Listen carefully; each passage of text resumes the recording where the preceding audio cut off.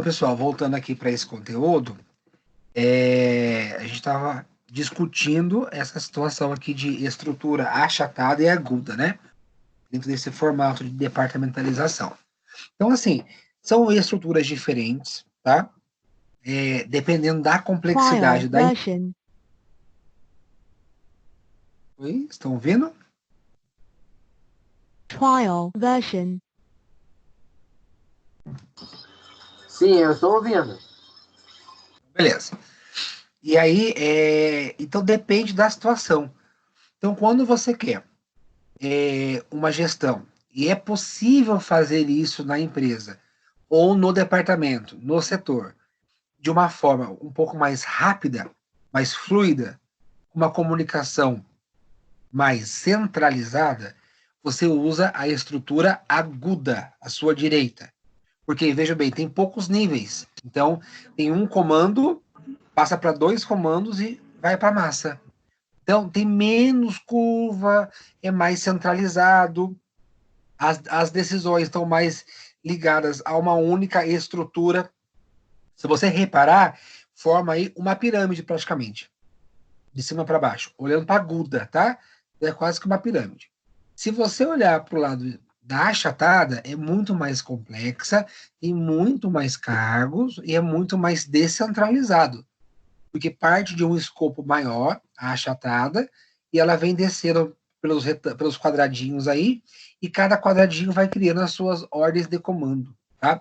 Então, quando a gente quer uma estrutura mais achatada, né, menos hierárquica e mais centralizada, a gente escolhe a estrutura aguda. Quando a gente precisa, ou dada a complexidade, né, de uma estrutura um pouco mais descentralizada, devido à sua complexidade, ao seu tamanho, a gente usa a achatada. Tá bom? Agora, uma coisa interessante, uma desvantagem da achatada frente à aguda é o seu sistema de comunicação. Isso é fato, né? A comunicação na achatada, ela tem muito mais complexidade e ela pode ter muitas distorções ao longo do caminho, comparando com a aguda, que é mais rápida e é mais fluida, tá certo? Mas também, dependendo da natureza do trabalho, não é possível usar a aguda devido à complexidade. Então, assim, o esquema é o quê? É a gente pegar a estrutura e ver qual melhor se adapta. Não existe uma estrutura ideal. Existe aquela que é mais eficiente para a nossa necessidade, para o nosso tipo de negócio, para o nosso tipo de empresa, para o tamanho, para o porte, para a área, para o departamento.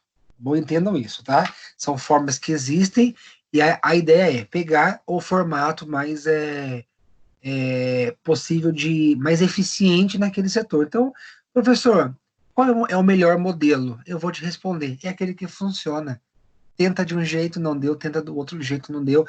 Vamos entender. Claro que quando você tem, né, um approach teórico, né, um estudo, um embasamento, fica muito mais tranquilo, você erra menos, tá?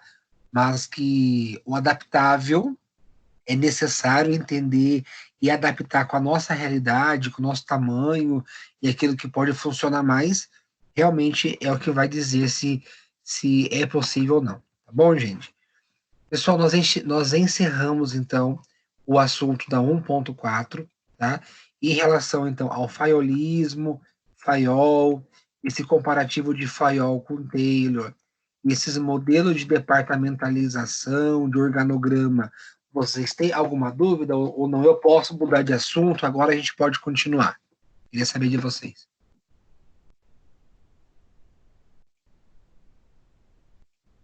Version. Por mim, a gente pode continuar, professor. Pode continuar, professor.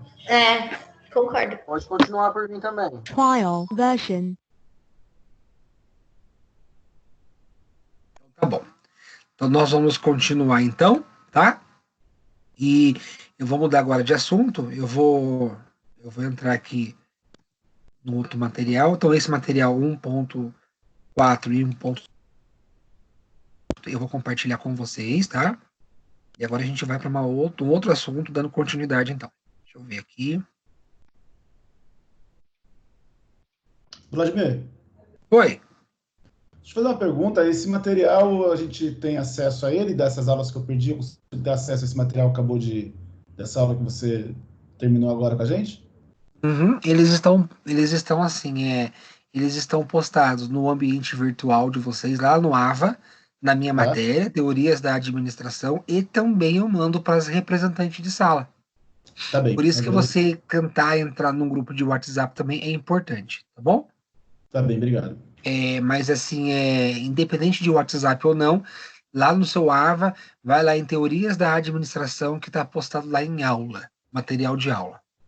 Tá bem, E obrigado. esse de agora eu não postei ainda, mas acabando a aula, eu já vou postar, tá? E Ok. tá dando certo, a aula tá sendo gravada. Eu vou postar também depois lá o link da aula de hoje, que eu vou subir no YouTube. Tá certo? Beleza. Então vamos continuar, vamos avante. Gente, a gente vai falar agora de uma outra abordagem. Hoje, se eu conseguir terminar com esse material, a gente vai matar hoje o 2.1 e 2.2, tá? Que é a abordagem humana. Então já estamos na unidade 2 agora. E aqui ele faz de novo, né, um outro recorte aqui, né? Então, as primeiras teorias da administração começa lá em Taylor, com a ênfase nas tarefas, em 1903, começo do século XX. Depois passa para Fayol, com ênfase na estrutura, 1911. E um pouco mais à frente, em 32, tem uma outra teoria agora. Então, mais um teórico, gente, que é chamado Maio, Elton Maio, com a teoria das relações humanas, tá? Cuja ênfase de Elton Maio são nas pessoas. Então, gente, se eu fosse montar hoje uma avaliação para vocês, eu iria colocar esse sisteminha aí. Eu ia colocar as teorias científica, clássica e humanas, ia pedir para você relacionar com a ênfase de cada uma delas e com o autor, né? com o teórico, com o pai da criança, digamos assim.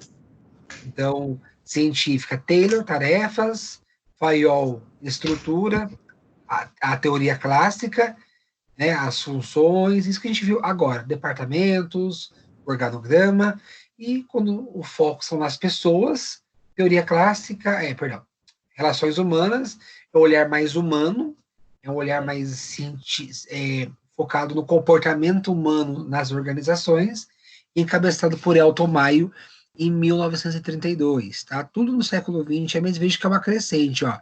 Começou com Taylor, Fayol complementou a obra de Taylor, dando uma outra abordagem, melhorando ainda, e Elton Maio veio para criticar, aí sim, gente, uma crítica a esse modelo mecanicista de Taylor e de Fayol, Elton Maio vem para criticar, e vem para colocar algumas perguntas, alguns questionamentos da importância do relacionamento humano nos negócios também.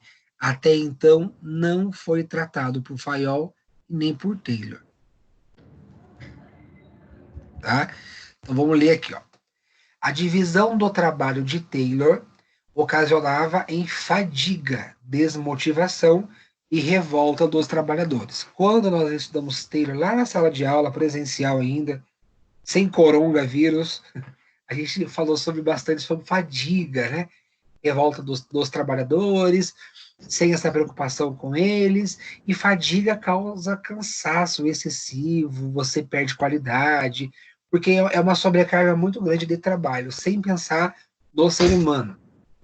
Já a estrutura de Fayol separava definitivamente quem pensa de quem faz, como se as pessoas da linha operacional, lá embaixo do chão de fábrica, não tivessem capacidade intelectual de tomar decisão. Então, o Fayol definiu bem isso, né? Quem está lá embaixo faz, quem está lá em cima manda, quem está lá em cima toma as decisões, né? Então, o grande olhar aí, e ambos, né? Taylor e Fayol, tinham um foco mecanicista. Ambos pensavam realmente na produção em si, na eficiência produtiva, nos resultados. E tanto para os dois, como Taylor, como Fayol, o olhar de homem social aí é o homem econômico. O homos econômicos, que é o quê? É o homem que só é motivado pelo dinheiro. A forma de motivar, de gratificar, de você gerar uma certa motivação nos trabalhadores, tanto para Taylor quanto para Fayol, é a economia, é a parte econômica, é o dinheiro. Para eles, o salário é o único fator motivacional, tá? Mas aí, o que Elton Maio trouxe para a gente de diferente aí, né? Então, Maio, por sua vez, na condição de psicólogo, ele era psicólogo, e ambos, Taylor e Fayol, eram engenheiros, tá? Então a formação também conta muito.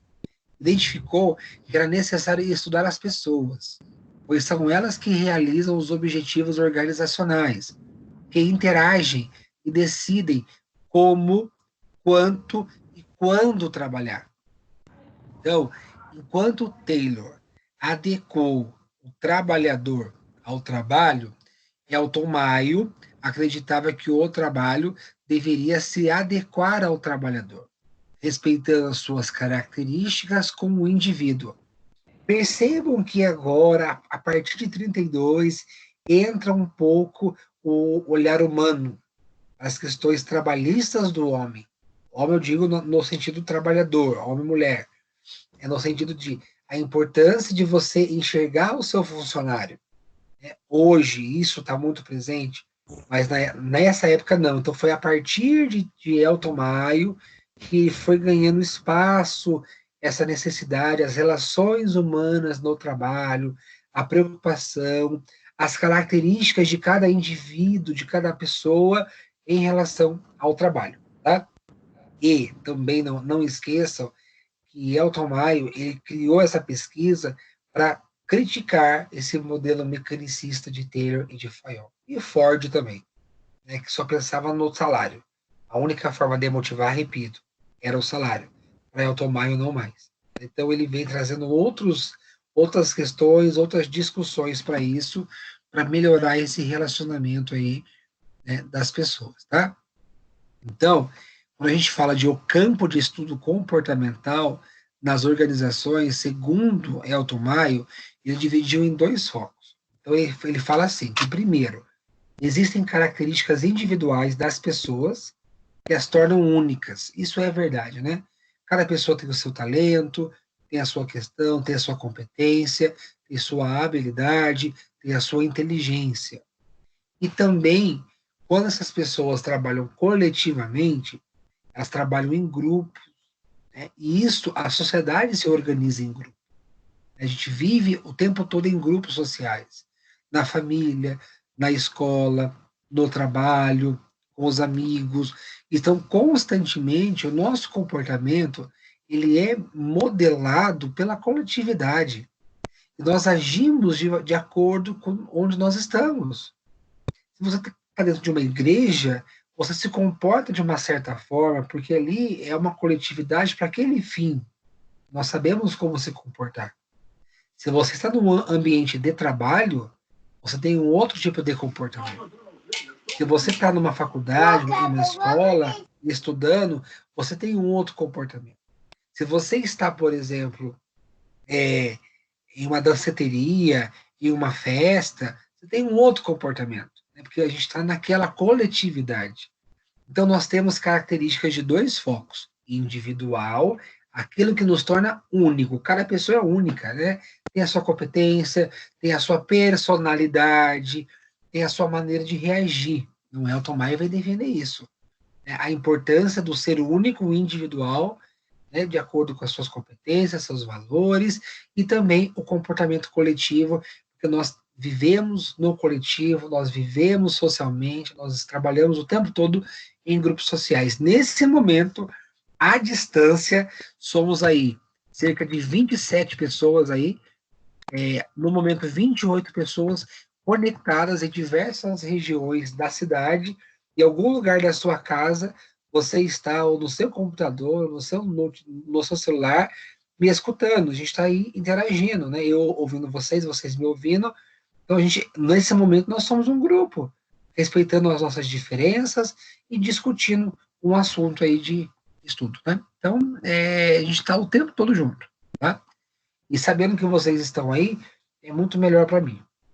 Por isso que às vezes eu pergunto, tá ouvindo, que é bom eu ouvir vocês. Porque se eu fosse gravar essa aula aqui sem ninguém, sabendo que eu iria gravar uma aula sem nenhum aluno participando, né? Depois eu iria pegar essa aula e ia subir no YouTube, certamente a aula seria diferente. Então, sabendo que eu não estou sozinho, isso gera um efeito bacana, tá? E aí, Elton Maio, ele ficou conhecido, isso caiu bastante em concurso público também, tá, gente? Com a experiência de Hawthorne, e os efeitos do trabalho massificado.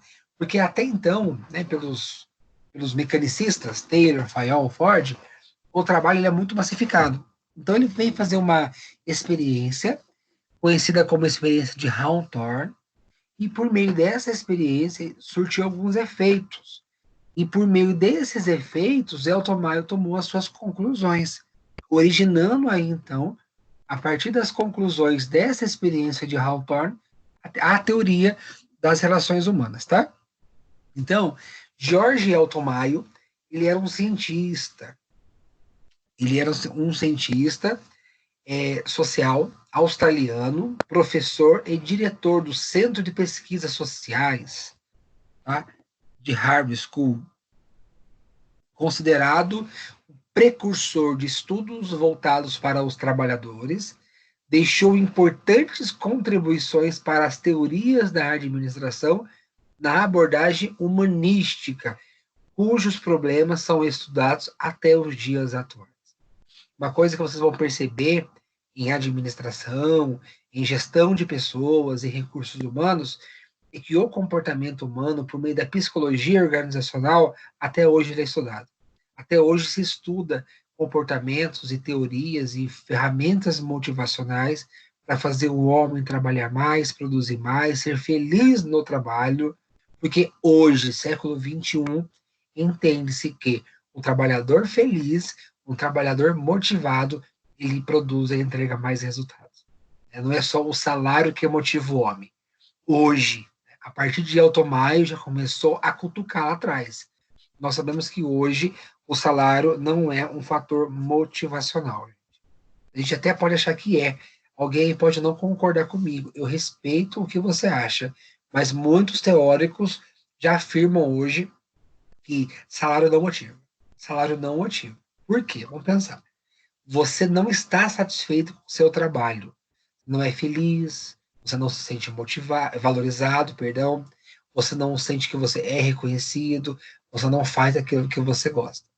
E aí você só pensa no salário, tá? Daí vem o seu chefe e te dá um aumento. Esse aumento gera uma falsa motivação e ele é provisória. Então, para os próximos meses, você até pode ficar motivado por conta do salário, mas isso vai ser temporal.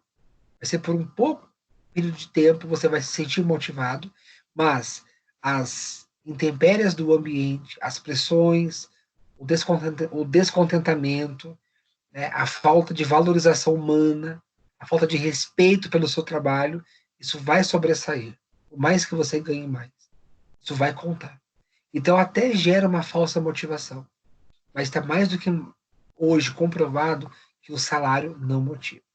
Vocês devem conhecer, ouviu falar, algum caso de alguém que um dia ganhava X e não era feliz. A pessoa, às vezes, ela pediu conta do salário, mudou de emprego, mudou de ramo, mudou de área, está fazendo uma outra coisa hoje, está ganhando menos, ou ela mesma optou em mudar de segmento para ganhar menos, só que ela é mais feliz hoje. Você deve ter ouvido isso em algum lugar, ou deve conhecer alguém que tomou essa posição. Isso mostra que o salário não é um fator motivacional. É importante, paga nossas contas, nos garante sustento, é claro, gente, é óbvio, mas um olhar clínico, crítico em cima disso, tem outros fatores e outras variáveis que nós vamos discutir em outras aulas com outros autores que garantem a motivação humana, e não somente só o salário.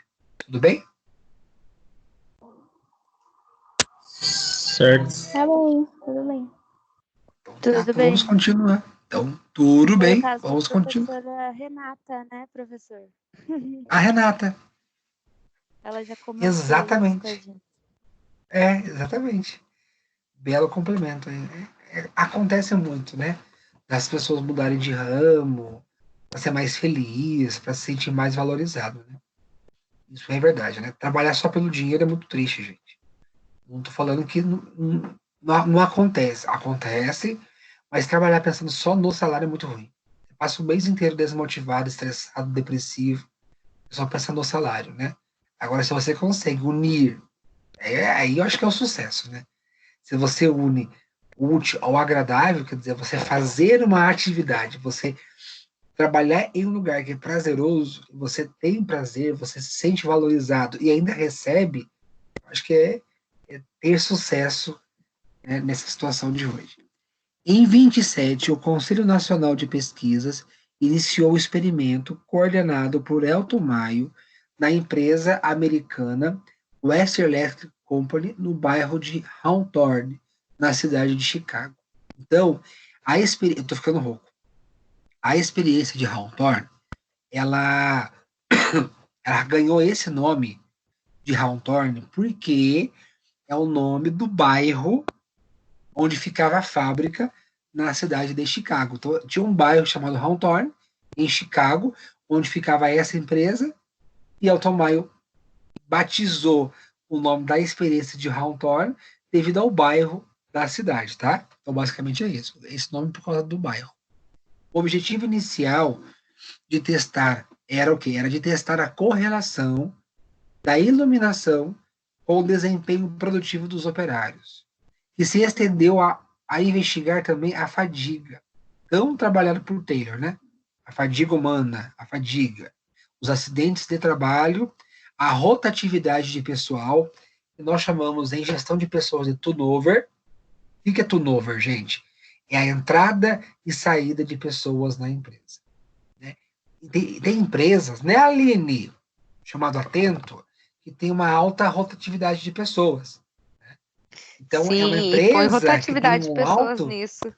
não é? Então, tem um alto turnover, ou turnover, né? O que é o turnover? Ele mede esse fluxo de pessoas.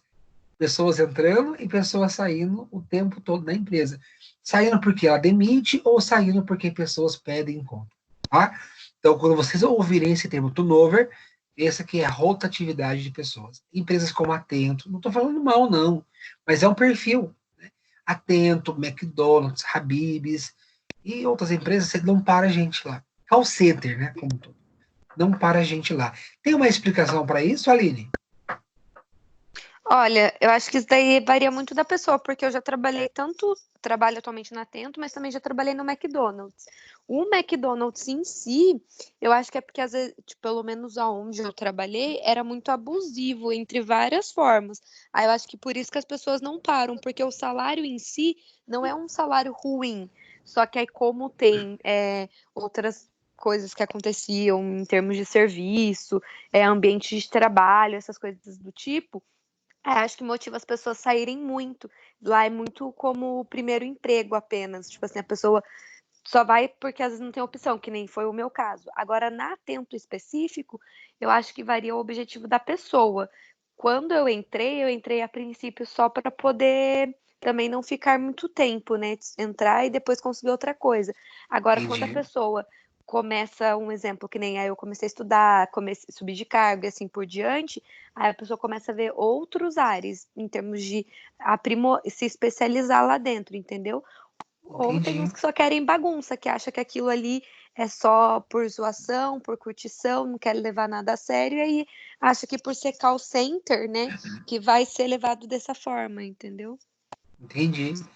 E eu acredito também que um grande diferencial que segura as pessoas e reduz o turnover é um plano carreira, né? Quando você mais investe em Sim. plano carreira, você pode chamar de vários nomes, né? Projeto Escalada, Primeira Chance, enfim, você cria um plano carreira dentro da empresa, horizontal e vertical, né? Quer dizer, você muda de função ganhando a mesma coisa, ou você sobe mesmo, muda o cargo, muda a função e muda salário, você consegue reduzir um pouco esse turnover. E a questão Sim. salarial também impacta, e realmente esse caráter de a natureza do trabalho, né? Por exemplo, McDonald's é pauleira. Pauleira pra Sim, pra caramba. caramba. né? Então, quem trabalha lá, que no seu caso, tenho certeza que você sabe como é na pele você trabalhar e não ter fim de semana, é uma jornada cansativa, né? E insalubre muitas vezes, porque mexe com óleo, com fritura, com um monte de coisa, então acaba realmente motivando pessoas a buscarem outros ares, né? Sim. Ô, Vladimir, Oi, mas eu vejo assim. quem tá falando mesmo?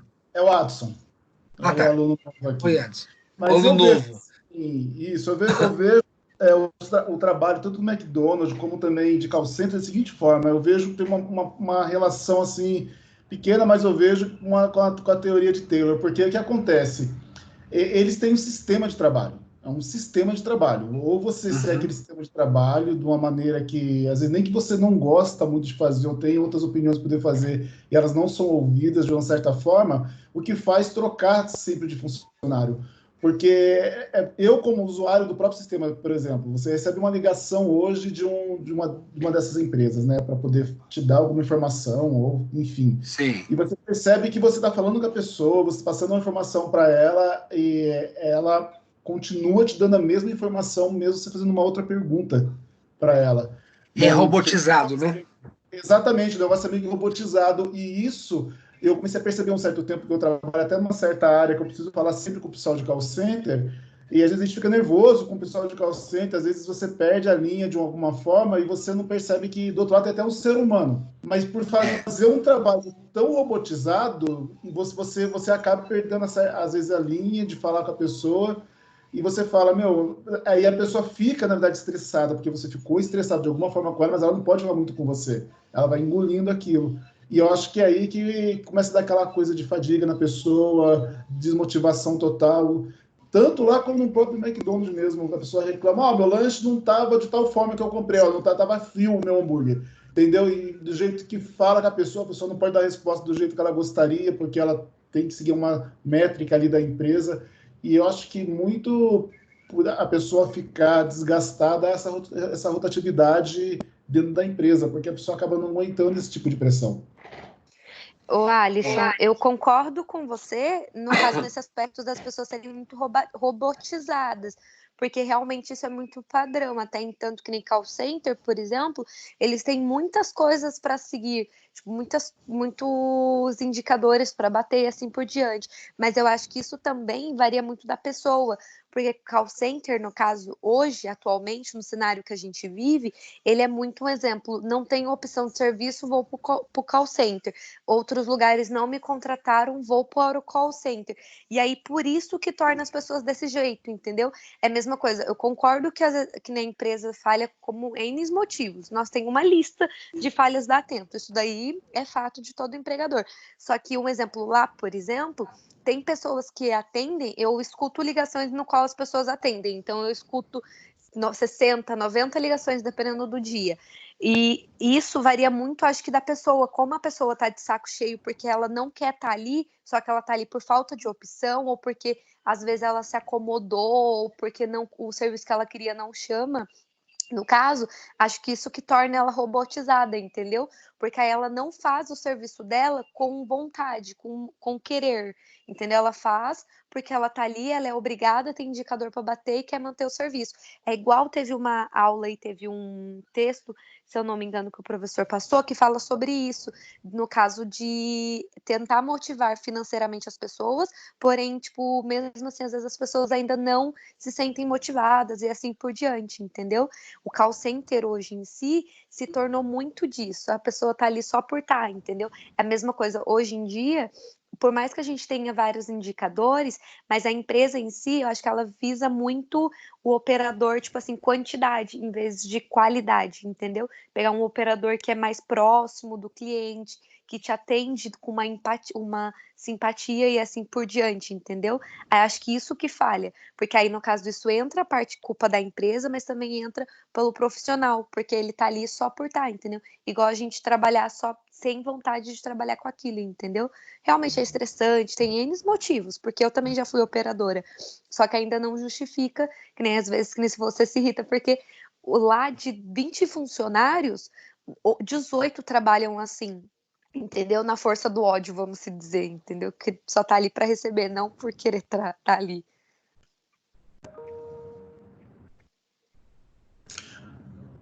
É que você falou é interessante e é bem por aí mesmo, mas eu acredito muito que é correlacionado a essa questão da teoria, como eu volto a falar de Taylor mais ou menos. Eu vejo que as empresas, não é nem a questão salarial, você sabe disso, que precisa bater meta e tudo mais, que meta é uma métrica absurda, eles têm que chegar na meta, porque senão também não fica, e a pressão é muito forte para isso. Mas eu vejo, por exemplo, agora, até na questão de maio, ele, há mais de 80 anos atrás, ele falava de uma coisa que hoje, para nós, ele parece até um visionário, que para a gente é importantíssimo, né? Porque você vê os objetivos hoje em que ele trabalha com essa relação humana, o que não vale nem é o salário hoje. Se você trabalha numa coisa que você gosta e você ainda ganha bem, ou ganha, às vezes, um pouco até menos para fazer isso, mas você gosta do que você faz, a coisa acontece que naturalmente. Nem a questão mesmo da questão falando da tua empresa ou do próprio McDonald's, mas eu falo que a relação de trabalho que eu acho que é da estrutura do trabalho que eu acho que penaliza o trabalhador no seu trabalho, e acontece esse turnover, que é essa troca tanto de funcionário, mas acontece como você falou, tem pessoas boas e ruins, e isso é em toda a área, né? Mas é mais ou menos isso. Na verdade, E o que é Marcelo, interessante é que esse modelo de atendimento, né, de call center, de McDonald's, enfim, segundo os gestores, eles buscam uma qualidade, né? Então, esse engessar o atendimento, para eles, seguir um padrão de qualidade, um padrão de excelência no atendimento, um perfil que é totalmente um modelo que deve ser seguido. Então, assim, tem os seus prós e contras, né? E o grande desafio do gestor é diminuir turnover, gente, porque turnover é caro. Você tem alta rota de... Quando tá aquele funcionário, ele tá pegando o serviço, ele tem que sair, ele sai, ele pede conta, ele vai para outro lugar. Então, isso não é bom para a empresa. Você não cria raízes, não retém muitos talentos, você perde bons talentos nisso também, né? Então, trabalhar para reduzir turnover sempre. Então, por isso que vão criando plano carreira, prata da casa, programas internos para tentar segurar realmente, porque às vezes não é nem questão salarial, né? Ou então, se pagar mais, também não vai conseguir segurar funcionário, porque ele faz aquilo e ele vê que talvez para ele subir ele demore muito tempo.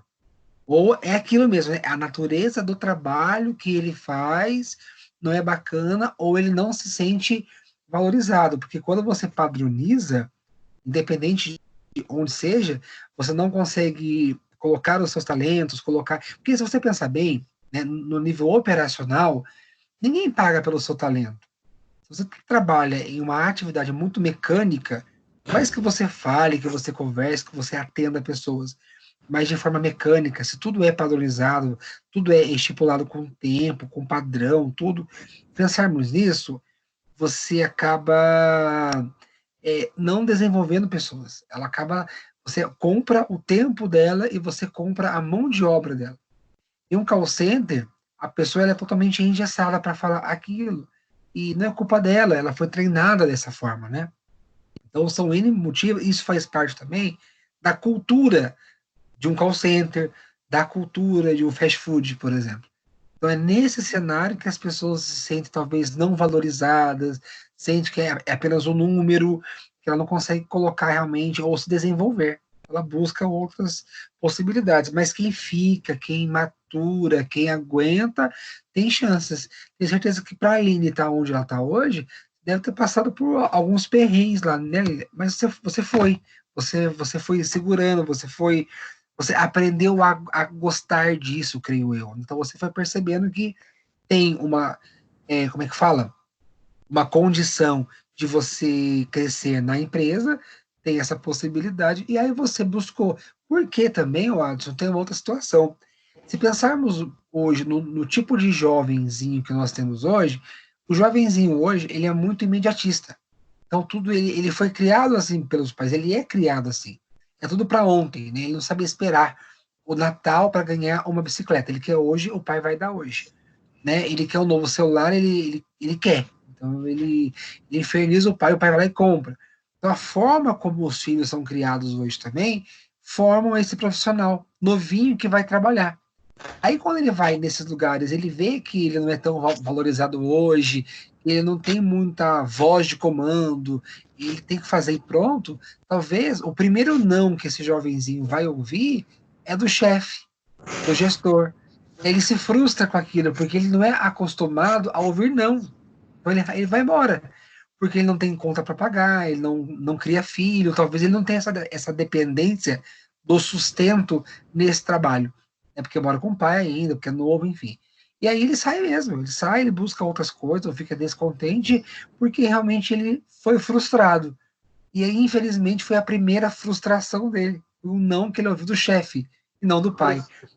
Oi. Ô, Vladimir, sabe o que é Você acha engraçado que- sobre isso? Desculpa, pode falar que ele tá falando. Professor, você acha que às vezes as pessoas elas ficam num emprego por outros valores também, como sua questão religiosa, família? Que eu trabalho numa oficina mecânica e a ideia é a um ciclo de 5 anos mais ou menos, o profissional começou a aprender muito, você já empurra ele para fora e bota um novo. Aí isso é cultura da empresa? É mais ou menos isso. Na oficina mecânica, no geral, é assim. Você deixa um tempinho, a pessoa começou a ter Você tem um retorno ali com o funcionário por um período, e você já passa para frente e bota um novo, começa de novo a ensinar, que já tem um certo conhecimento da mecânica. Aí, a hora que ele começa a ter uma certa... Porque vai pegando as manias, né?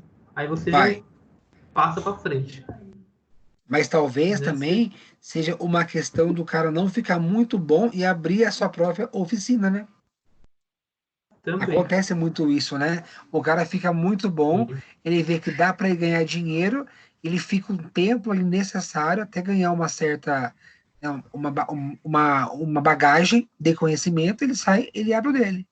Também pode ser isso. Mas, gente, isso me dá um negócio, um calafrio nas costas, sei lá. Qual que é a vantagem de você fazer isso? Eu fico imaginando o tempo que você perde toda vez que tem que ensinar uma pessoa nova a fazer aquele mesmo procedimento. Mas ela ia sair de qualquer jeito. Ela conhece muito sobre o assunto. E você tem que ensinar isso para ela, chega um ponto que ela ia sair. Mas não é assim em todos os cenários? Quando você trabalha para uma multinacional, você não tem que se profissionalizar naquilo e aprender o máximo que você puder naquele assunto? Se for assim, a Coca-Cola nunca vai trocar de CEO? O banco JP Morgan nunca vai ter um novo diretor? Olha, eu falando pelas minhas experiências profissionais, eu posso dizer assim, que ao meu ponto de vista, o pessoal, eles não seguem essa teoria de Mayo. Eles estão na teoria de Fayol ainda, entendeu? Eles estão naquela teoria de ser mecânico, né? Vamos dizer assim.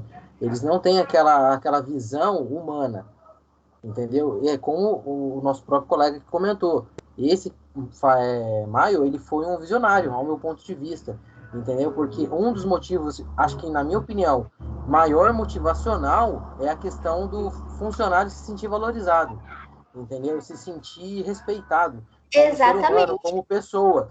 E, infelizmente, isso ainda não acontece, principalmente aqui no Brasil. Isso ainda não é cultura do Brasil. Por isso mesmo que eu digo, você ter um funcionário e ensinar ele a fazer determinada função e trabalhar os valores corretos, você não pode ter medo de perder esse funcionário. Que é o que as multinacionais fazem, elas não têm medo, elas criam valores, elas criam laços, elas criam motivações para poder treinar aquele profissional a ser o melhor que ele pode ser, para ela receber o melhor que ela pode ter. Mas hoje em dia, com o advento da internet, com tanto curso que você tem hoje pela própria internet e tudo mais, o que acontece? Por exemplo, você deu o exemplo do CEO de uma Coca-Cola e assim por diante, mas vamos colocar isso hoje num outro patamar. Por exemplo, você abre um salão de cabeleireiro, você cresce, você fez curso, você cresceu e você contrata algumas pessoas. Às vezes, nesse salão, quem você contratou para ser sua manicure, para ser seu cabeleireiro e mexer com química e tudo mais, ele aprende. Ele aprende, passa-se 1, 2 anos de tudo que ele aprendeu com você, ele vai lá, monta um outro salão e tem até o seu próprio cliente. Então, muitas empresas hoje... Eu acho que esse é o problema. Delas é mais ou menos isso, de pensar se nós estou treinando o meu concorrente de repente. Sim, eu acho que esse que é o problema, porque que nem empresas multinacional, não, porque ela pretende que o funcionário, no caso, se desenvolva e suba de cargo, vá atingindo os grandes cargos. Agora, para uma empresa menor, por exemplo, o chefe não quer que o funcionário seja mais esperto do que ele, por exemplo, ou quer que, nem você disse, tipo, que abra uma concorrente, que seja concorrente dele, entendeu? Então, eu acho que pode ser que por isso que às vezes ele treina até um ponto específico e aí descarta, vamos dizer, entendeu? Ou, ao contrário, ele quer desenvolver profissionais bons o suficiente para abrir o próprio negócio, mas aí que eu acho que a maioria não é assim que raciocina, né, no caso. Isso meio que faz sentido para mim. Eu consigo entender o ponto de vista de vocês, eu consigo entender o porquê que vocês têm esse ponto de vista, né? Ele é certamente claro, né? Isso realmente é um cenário, isso pode acontecer. Você foi, se profissionalizou, ensinou alguém, pá, ela começou a trabalhar sozinha e, sei lá, roubou seus clientes.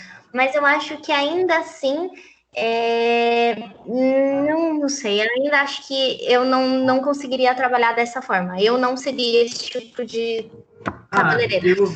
Eu falo por experiência própria, assim, que na empresa que eu tenho, 2 já saíram e foram montar o próprio, porque é aquela coisa, você vai dando conhecimento, dando confiança, aí a pessoa chega a um ponto que ela fala, não preciso mais, e segue sozinha. E você chegou a procurar algum tipo de feedback, Luiz? Porque isso sim me interessaria. Tipo, você tendo essa experiência tão próxima de você, você manteve contato com ele de alguma forma para saber o porquê isso aconteceu? Por que eles chegaram a te procurar, talvez, oferecendo uma sociedade, ou eles foram direto pro negócio deles e você que se lasca? Não, eu oferecendo a sociedade, optam em ter o próprio sonho, né? É aquela coisa de você fazer o skin the game, você tem que... Professor, seu desafio. licença, você tá aí? Claro que eu estou. Eu estou ouvindo vocês, entendeu? Pode voltar pra aula? Quem tá falando agora? Aline, claro. Mas, gente, essa participação é tão importante, sabe por quê? Ouvir vocês é importante porque vocês estão no mercado também, né? Então, vocês trabalham com isso, vocês estão vivenciando, e essa troca, ela é muito importante. Ela é importante para a gente ver que tem teoria que se aplica e a gente consegue enxergar, né, no meu dia a dia, hoje, século XXI, 2020, a gente consegue enxergar visões lá atrás, ainda clássicas, se a gente pensar bem, é isso mesmo. Ah, mas por que eu tenho que estudar Fayol e Taylor, que é tão antigo, começo do século XX, há mais de 100 anos? Porque, infelizmente, tem modelo de gestão hoje que é baseado nesse negócio ainda. Tem chefe hoje em multinacional que não ensina para o funcionário, porque o cara tem talento, o cara tem competência, e se ele aprende, ele pode pegar o meu cargo. Isso vale para uma empresa quando eu também sou funcionário, e isso vale também para a empresa quando eu posso perder o meu funcionário, ele pode abrir um negócio para concorrer comigo. Então, assim, é a cabeça da pessoa que está por trás, quer seja o empresário, o proprietário, quer seja o funcionário dentro de uma empresa. E a ideia é que quando você enxerga o talento e você dá ferramenta para a pessoa trabalhar, você tem que pensar o seguinte, eu já vi chefe, eu já vi gestor perder promoção na empresa, porque ele é tão bom naquilo que ele faz, ele não treinou outras pessoas para fazerem, né? Para que as pessoas façam a função dele também, porque ele é centralizador, ele esconde informação, ele esconde processo, que ele acaba fazendo o quê? Ele não treina a pessoa suficientemente para isso e ele perde promoção por medo. Porque, na verdade, gente, se a gente pensar bem, o bom gestor é aquele que, quando sai de férias, a empresa funciona, a equipe toca sem ele, porque ele treinou. Tem gestor que é tão centralizador que ele, quando sai de férias, ele não tem sossego. O telefone toca, as pessoas têm que ligar para ele, porque ele não delega. Ele não descentraliza, porque ele é um centralizador. E aí ele olha isso como algo importante. Olha, eu não sou substituível, eu sou insubstituível. Mas isso é o engano. Por quê? Porque se ele realmente ele delega, se ele treina, se ele descentraliza a ideia de automaio, né?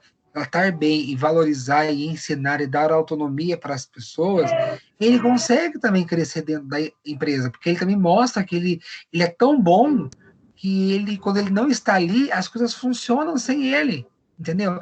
Então, esse centralizar informação, esse ter informações, né, sempre focado com o seu negócio, não é tão bom, gente. Não é tão bom, porque informação dá poder para as pessoas. E muita gente segura e retém informação, né, ou então despacha por não quer mais, tá bom, seu tempo venceu. É como se fosse assim, eu estou há 10 anos, há 15 anos na mesma empresa, como se fosse algo ruim, né?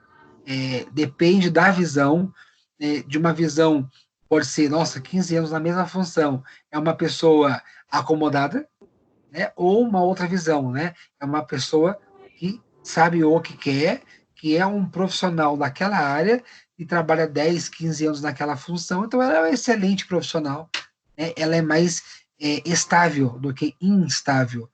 Trocar de emprego hoje virou uma rotina entre os mais jovens.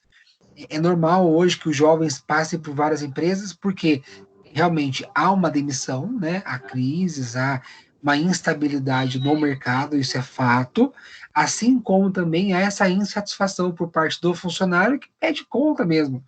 Ele vai passando de empresa em empresa. E aí, quando ele fica 2, 3 anos naquele lugar, ele já se sente incomodado. Então, veja que como tem vários aí fatores, né, diversas variáveis aí, do lado do empresário, do lado do gestor, do lado do funcionário, que impacta essa situação, né? E essa discussão acho que é muito rica, porque traz realmente o dia a dia de vocês, o que vocês enxergam e aquilo que vocês enfrentam. Por quê? Porque Elton Maio, ele quis provar isso. Nessa experiência de Hawthorne que ele fez, ele começou a buscar quais são os fatores que levam, por exemplo, a uma produtividade. Será que é o salário? Ou ele foi além. Ele pensou assim: será que a iluminação, gente, a potência da luz. E se isso implica, é uma variável externa, é um fator fisiológico, né, que vem de uma forma ou outra impactar no meu rendimento, na minha produção, no meu resultado. Então, ó, era bem nesse estilo mesmo, né? Mulheres trabalhando, crianças trabalhando, né? Tudo trabalhando e sem um EPI, sem realmente um acessório próprio, uma luva, né, um calçado especial, sem um uniforme. Então, essa falta de padronização e de preparo no ambiente, que nós chamamos hoje de ergonomia, né? Um ambiente bem preparado, com os EPIs, com os uniformes, com os EPCs, nessa época não era tão perceptível isso.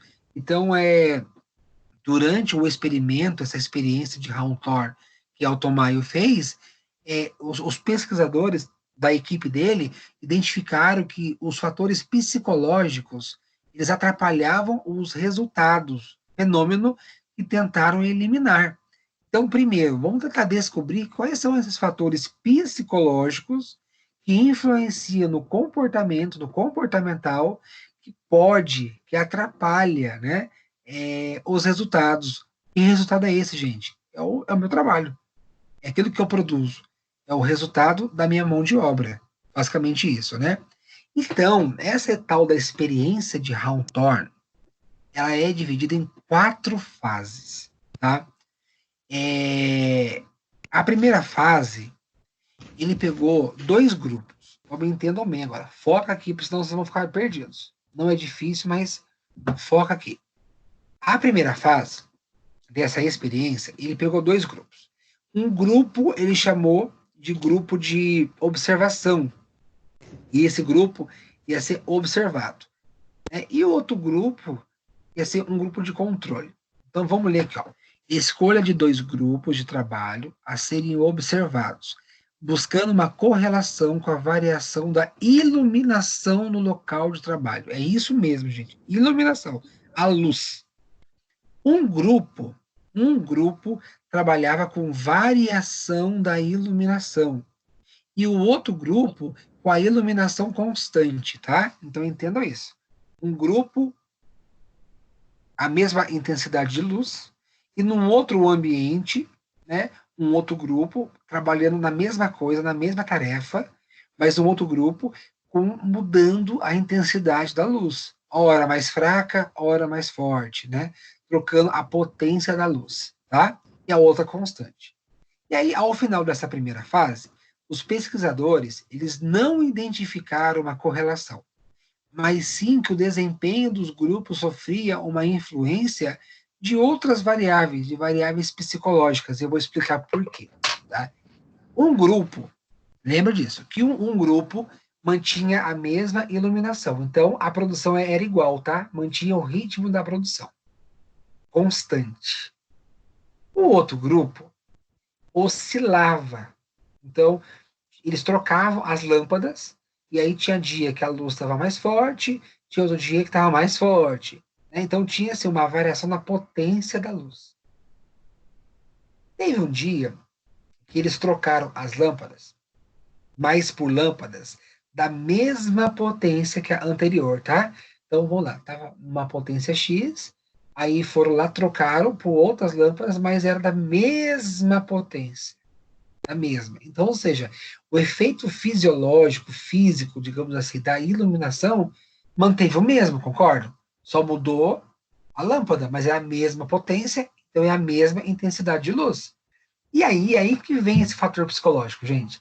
O grupo que trabalhava nessa variação de iluminação achou, fator psicológico, hein? Que a lâmpada que eles trocaram eram lâmpadas de maior potência. E só o fato do grupo achar que a lâmpada que eles trocaram era de uma potência maior, o grupo sentiu na obrigação de produzir mais, porque eles perceberam essa constância. Quando aumenta a iluminação, quanto mais claro, mais eu produzo. O meu ritmo da produção aumenta. Ele estava comprovando isso. Opa, quanto mais forte for a luz, mais o grupo produz. Maior é o rendimento do grupo.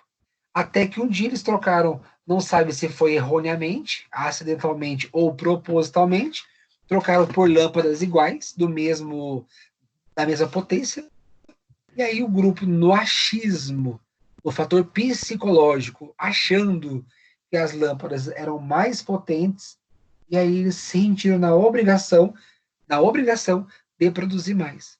Então ele percebeu que existe um fator, ele não sabe qual, mas ele percebeu que existe um fator psicológico, né, variáveis psicológicas que podem influenciar o grupo. Deu para entender, gente? Sim. Sim, com certeza. Essa é a variável psicológica, tá? E aí, não contente com isso, vamos tentar entender que variável é essa, porque não é a luz, né? Então, não é a luz. Porque só o fato de achar que a luz está mais forte, eles produzem mais, não é a luz. Vamos continuar com essa pesquisa, com essa experiência de Hawthorne. Foram para a segunda fase. Vamos ler aqui. Formação de um grupo experimental, composto por 6 trabalhadoras, em que 5 trabalhavam e uma garantia o estoque de peças, em sala isolada das demais. Bom, essas operárias foram convidadas a participar da pesquisa. Objetivos e eram informadas constantemente dos resultados. Foram experimentadas mudanças de ambiente, formas de pagamento e períodos de repouso. Novamente, os pesquisadores identificaram a influência de inconvenientes fatores psicológicos no desempenho das operárias, que tentaram novamente eliminar. Então, ou seja, eles perceberam que essas meninas, né, essas 6 operárias, trabalhavam em um grupo, né? Nesse grupo, essas operárias tinham um tratamento diferenciado. Então, existia a comunicação e uma proximidade maior da supervisão, dos gestores com essas moças. Entendeu? E essas moças, elas se sentiam partes integrantes da empresa. Leiam essa parte aqui, ó. Eram informadas constantemente dos resultados. Então, quer dizer, elas se sentiam parte do processo. Elas se sentiam importantes. Olha, eles informam a gente, há uma proximidade, uma aproximação da gestão, da liderança conosco, nós somos importantes. Então, começa a surgir outros fatores que eles chamam de inconvenientes, porque elas produziam. Houve um envolvimento delas. Eles experimentaram mudanças no ambiente, pagamento diferenciado, mais repousos, então elas tinham mais repouso para reduzir a fadiga. Então, intervalo antes do almoço para um café, depois do almoço. O intervalo à tarde para o café da tarde, depois ir embora. Então, eles colocaram vários intervalos, coisas que eles não tinham, só tinham o almoço, por exemplo. Então, colocaram vários intervalos para reduzir fadiga, né? Para dar uma relaxada, uma respirada. Hoje em dia é comum a gente ter um cafezinho no meio da manhã, depois almoça, e um cafezinho no meio da tarde, né? Muitas vezes, pode ter gestor que acha que isso a gente está perdendo em produtividade. Não está ganhando. Porque o tempo que você fica ali relaxando, olhando o celular, conversando, tomando uma água, você volta com outra energia, você volta com outro fôlego, você elimina ou reduz a fadiga humana. Então, na segunda fase, são das experiências das moças, tá? Em que essas trabalhadoras, elas demonstraram um comportamento diferenciado, um resultado diferenciado, bom, porque elas tinham um tratamento diferente, né? Essas informações, os objetivos que elas participavam das pesquisas, elas eram mais próximas, elas conheciam os objetivos da empresa, elas conheciam por que elas seriam cobradas, o que elas tinham que fazer. Não era só faz e pronto, aperta parafuso aí e cala a boca e faz. Não, existia essa proximidade. Então, isso gera esse sentimento de pertença da parte das moças, tá? São 4 fases. Então, essa segunda, tudo bem? Ok. Então, tá. Vamos prosseguir, então. Terceira fase é a fase da mudança do objetivo da pesquisa, das condições físicas do trabalho. Porque nessas duas etapas, na primeira e na segunda, ele estava testando coisas físicas, né? Mais assim, fisiológicas. E aí, na terceira fase, ele decidiu mudar. Então, o que ele criou? Ele criou um programa de entrevistas que durou 2 anos. Ele entrevistou em 2 anos mais de 21 mil empregados da empresa para investigar questões de atitudes, opiniões, sentimentos, o tratamento que recebiam dos supervisores. Os pesquisadores identificaram que na organização informal, marquem isso, pelo amor de Deus, organização informal, os trabalhadores demonstravam união e lealdade. E na organização formal, surgiram situações de conflito, tensão e descontentamento. Eu vou tossir. Perdão. Descontentamento. Então, o que quer dizer isso? Presta atenção. Foi perceptível, na terceira fase, ele foi entrevistar. Ele criou um programa de entrevistas, né, que durou 2 anos. Ele foi ouvir os funcionários, as opiniões, o que eles acham da empresa, as atitudes, né, e como que eles viam os supervisores dele. E aí, nesse programa de entrevista, eles identificaram a existência de uma organização informal. Tá? O que é essa organização informal? É o quê? É o que mostra o que o funcionário ele acha da empresa. Você pega a Aline, que defende Atento, Francisca Aline, que defende Atento, aí você pega uma colega dela que trabalha junto com ela na Atento e mete o pau na Atento. E as duas trabalham na mesma área. O que faz uma ter esse contentamento, a outra não? Então foi perceptível, né? Foi percebível. Eles perceberam nessas entrevistas que esses funcionários têm opiniões próprias. Eles têm a sua opinião. Que uns gostam, outros não. E as opiniões eram divergentes. Por mais que eles mostravam união e lealdade, né, existia o quê? O entendimento que cada um demonstrava ali naquela entrevista da empresa. Pô, ele conversar com 21 mil pessoas, pensa, entrevistando uma a uma, em 2 anos, ele conseguiu perceber valores, atitudes, comportamento, modelo mental que cada um tem da empresa. Ele percebeu que existe uma outra organização além daquela formal. O que seria formal? Regras, normas, procedimento, cumprir tabela, objetivo, cumprir a meta, executar a minha tarefa. Isso é aquilo que eu tenho que fazer. Organização formal. Agora, as atitudes, o comportamento, como eu enxergo o meu supervisor, como eu enxergo a empresa, questões morais, questões éticas, é a organização informal. Então, nós sabemos que hoje existe duas organizações, a formal e a informal, dentro da mesma empresa. Ela é formada pela formal e pela informal. Então, uma empresa, um setor, ele é formado pelas regras, pelas normas, pelos padrões, pelos procedimentos, né? Pelo sigilo. Isso é formal. Né? Horário para entrar, para sair. E o informal são os relacionamentos, as amizades, os grupinhos sociais, o que cada um acha da empresa. Alguns, né? Uns concordam, outros não. Opiniões divergentes, mas que há um respeito entre as partes. Então, isso que ele percebeu nessa terceira fase.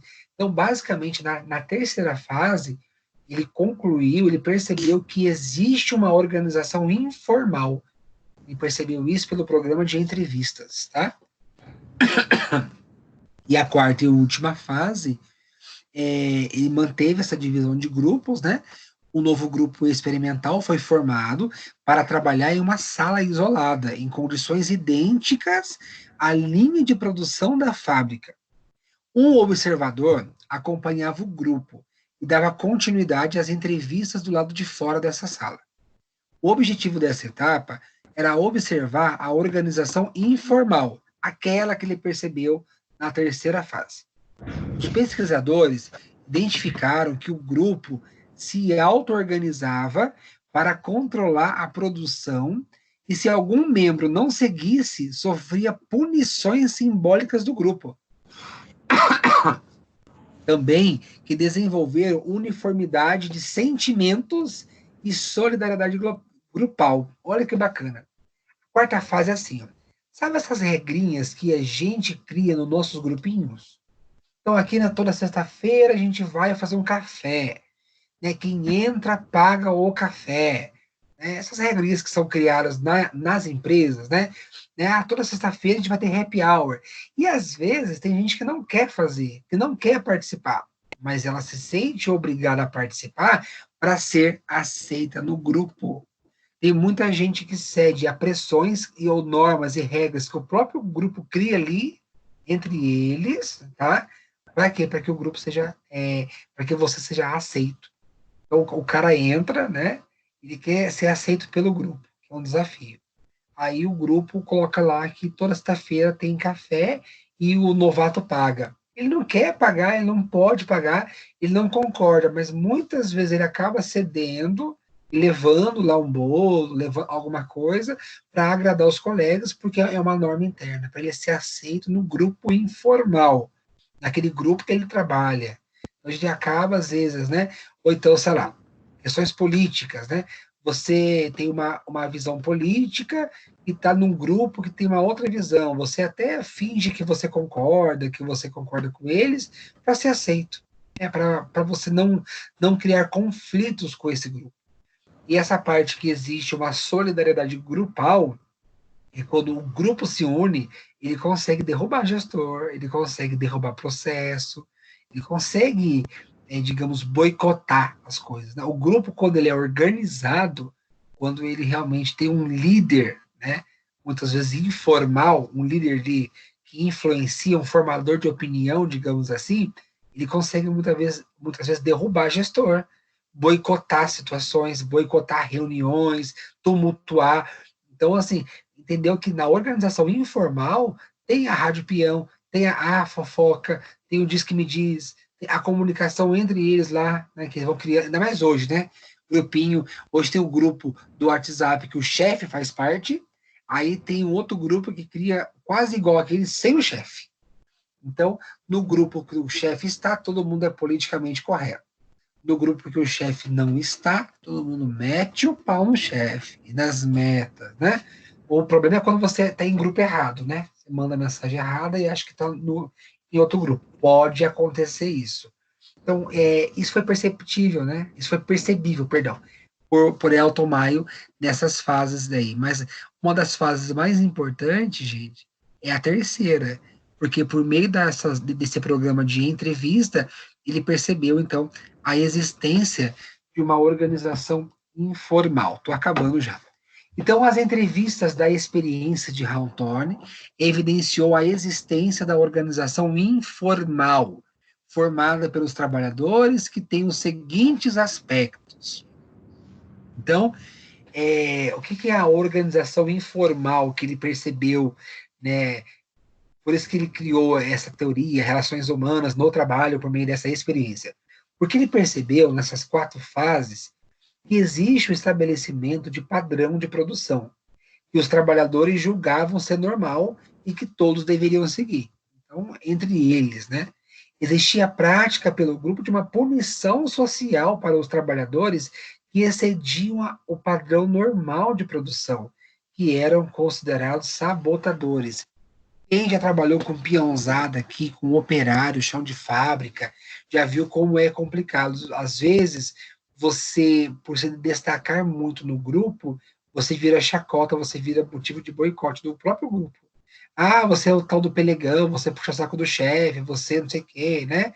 Você puxa saco, tem costa larga. É só porque você quer desenvolver o seu trabalho. É muito comum a gente ver isso em grupos de empresa. Quanto mais próximo do chão de fábrica, é mais comum perceber isso. E muitas vezes o próprio grupo cria a sua punição social, excluindo aquele indivíduo do grupo, criando apelidos. Isso é assédio, não é legal, né? Mas acontece. E os formadores de opinião, que são os sabotadores. Existe o que é a manifestação do descontentamento do sistema de pagamento por produção.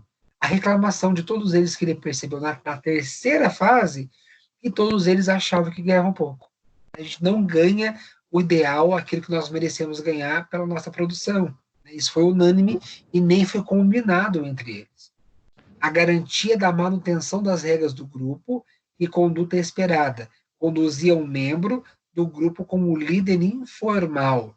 Quer dizer, em todo grupo, né, de uma forma informal, tem os formadores de opinião que movimentam, né? E ainda assim, hoje funciona isso.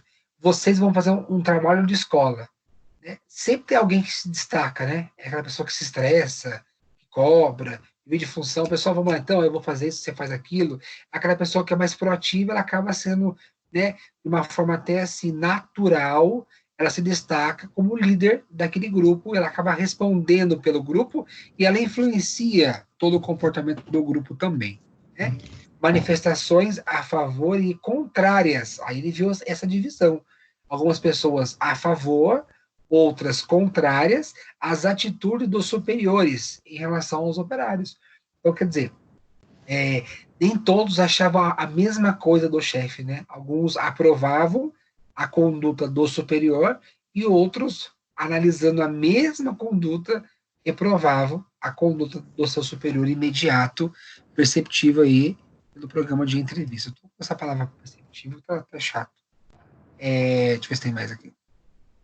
Tem mais um pouquinho, né? Então, concluindo as pesquisas de Elton Maio, tá?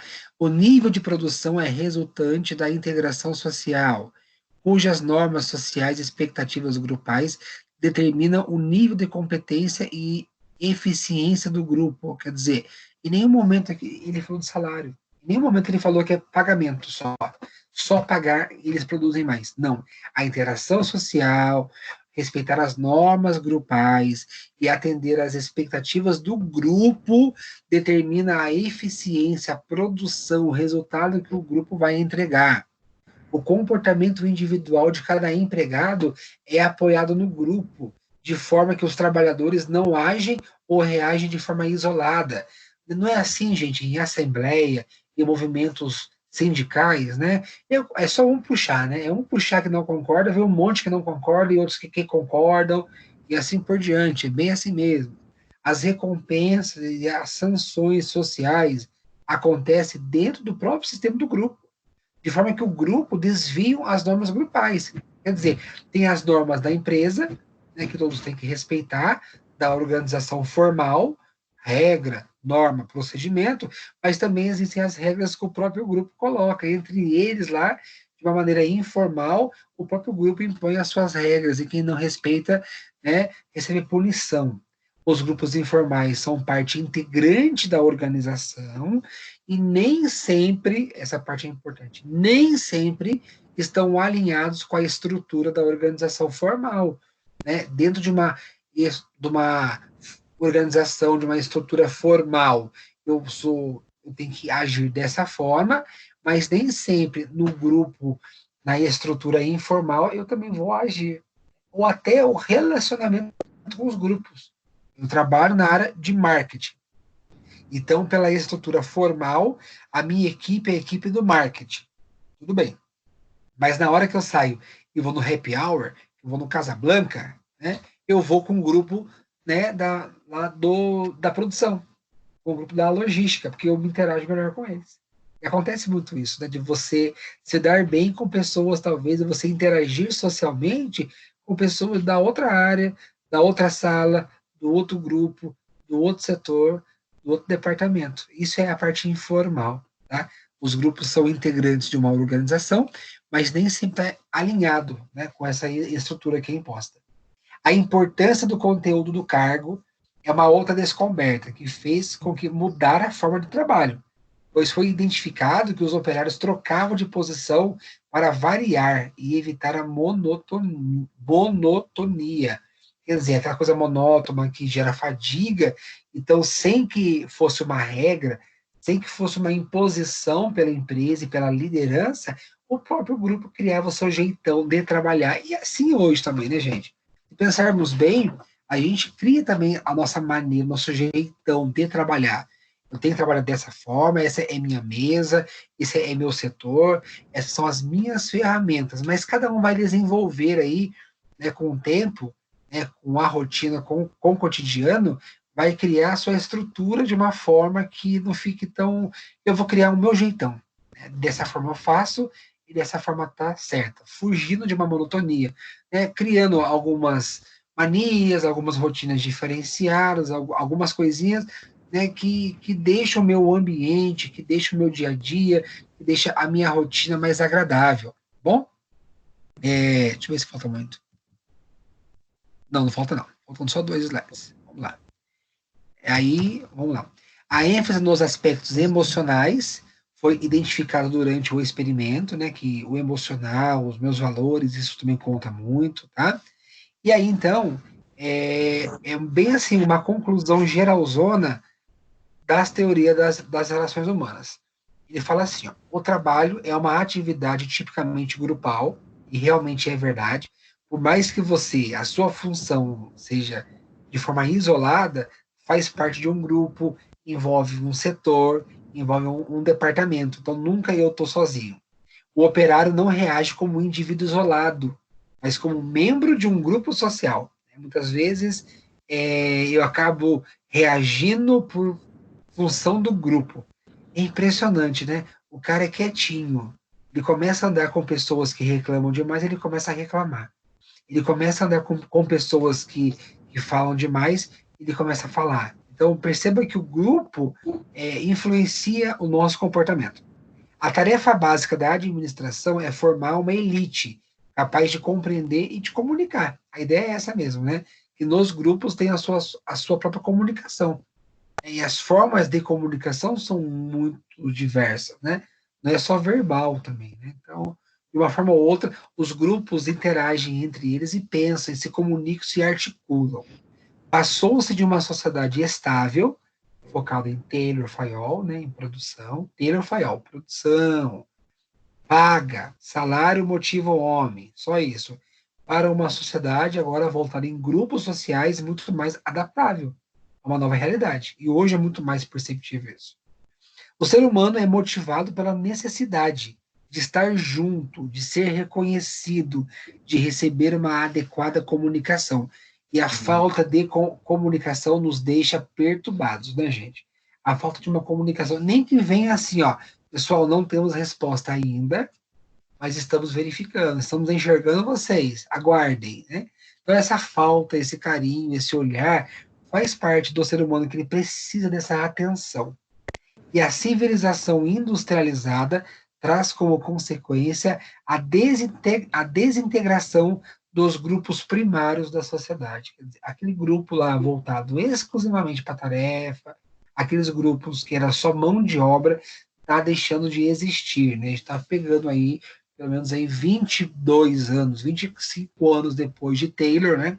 E essa mudança na mentalidade das pessoas, que tem a sua opinião agora, a sua formação, o seu caráter, né? E aí, esse último slide aí, ele dá uma bela definição, porque é teoria clássica, e vamos entender aqui, por teoria clássica, Taylor e Fayol, tá? E relações humanas, como Elton Mayo. Então, para fechar, a teoria clássica, ela trata a organização como máquina e as relações humanas como grupo de pessoas. Clássica, de novo, enfatiza as tarefas ou a tecnologia. Nas humanas, as pessoas. Clássica, inspirada em sistemas de engenharia. E nas relações humanas, o foco é na psicologia. Na clássica, a autoridade ela é centralizada. Né? É no gestor, é na função que está acima. Na humanas, há uma delegação de autoridade. Você delega e o grupo, por si só, ele acaba fazendo. Na clássica, há uma linha clara, ou linhas claras de autoridade. Vem de cima para baixo, top-down, a regra é essa, cala a boca e faz, execute. Nas relações humanas, começa a dar mais o que? Autonomia para o empregado, ele pode se movimentar, ele pode criar o seu aparato aí de uma forma que desde que ele entregue resultado, sem problema. Na clássica, especialização e a competência técnica, o cara tem que ser bom na parte técnica. Relações humanas é uma confiança mais aberta, de acordo com os talentos, né? Graças a Elton Mayo. Na clássica, divisão acentuada do trabalho, né? Você coloca realmente em postos fixos de trabalho, e nas relações humanas é uma relação entre pessoas, entre grupos, com as diferenças. Clássica, confiança nas regras, nos regulamentos, que é a burocracia pura, né? E nas relações humanas é uma confiança mais nas pessoas. E na clássica, existe uma clara separação entre a linha e staff. Entendam que linha é a produção, linha é a operação, staff é toda a assessoria, staff é todo o suporte, e relações humanas, uma dinâmica grupal, uma dinâmica interpessoal, entendendo que são vários grupos sociais que interagem entre si, e essa interação, ela garante resultados também. Então, isso é Elton Mayo, gente. A gente bateu aqui hoje em Elton Mayo, relações humanas, né? E aí, essa experiência de Hawthorne aí, ela é muito importante nos dias de hoje, porque a partir dele a gente vai estudar depois outros teóricos, mas que a partir de Elton Mayo começou realmente a mostrar realmente a importância dos grupos sociais, a importância das pessoas, e como isso faz toda a diferença, né? Então, ficou mais que provado que em Hawthorne, né, por Elton Mayo, ele comprovou, na terceira fase, principalmente, a existência de uma organização informal. E já Taylor e Fayol desenhou, né, por meio da teoria clássica de Fayol, da administração científica de Taylor, eles desenharam uma organização formal, regras, procedimentos, métodos, processos. E Elton Mayo descobriu que, além disso, existe uma organização informal. São as pessoas, o que elas acham, a interação entre elas. Elas podem boicotar, elas podem derrubar gestor, elas podem fazer coisas que não garante que só a formalidade execute. E a gente sabe disso hoje, né? O poder que tem uma rede social, o poder que tem a comunicação, o poder que tem tudo aí.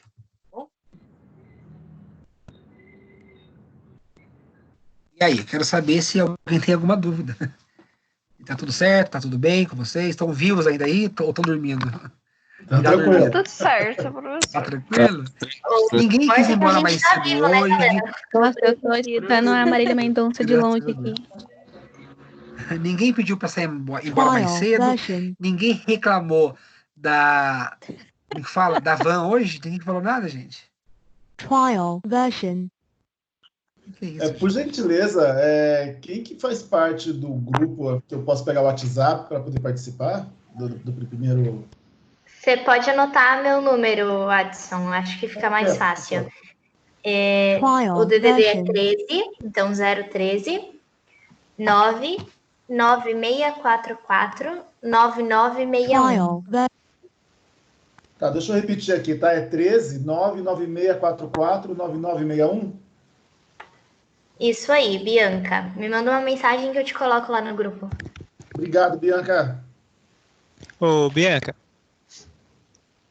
Oi. Luiz, foi você? Não. E o Kias? Isso. É que eu não consegui mandar. Lembra da sexta-feira?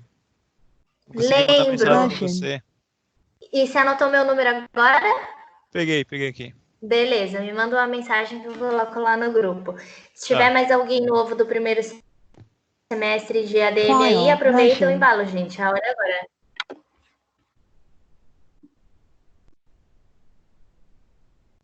E eu tenho um convite, né? Eu tenho um desafio para criar aqui para a semana que vem, tá? O que acontece? Quem tá falando isso de firewall, gente? Sou eu aqui ou são vocês? Eu acho que é você, professor. Como sou eu, gente? Quem tá falando de firewall aqui, gente? Aqui. Deixa eu falar uma coisa com vocês. Sou eu, não. Eu acho que isso é coisa de quem? Gente? Ai, que coisa estranha, gente. Só tem você e o Adson com o microfone ligado. E o Adson não tá ficando em negrito quando a mulher fala. Então é você, professor. Mas da onde que é isso, gente? É algum site que tá aberto? Alguma coisa aqui, gente? Eu acho que é de fone de ouvido, não é? Descarregando? Alguma coisa descarregando, que eu sei. Parece que é de fone de ouvido. É alguma coisa descarregando mesmo, Gente, eu queria propor semana que vem uma atividade valendo nota para vocês, tá? Para quem tiver online, ok? Valendo 500 pontos. Beleza? Quando você fala propor, professor, parece que é opcional, meu. Você não pode começar. Mas é opcional, porque vale 500 pontos. É opcional. Faz quem quiser, faz. Aí é o seguinte, ó. Hoje somos em 25 pessoas, certo?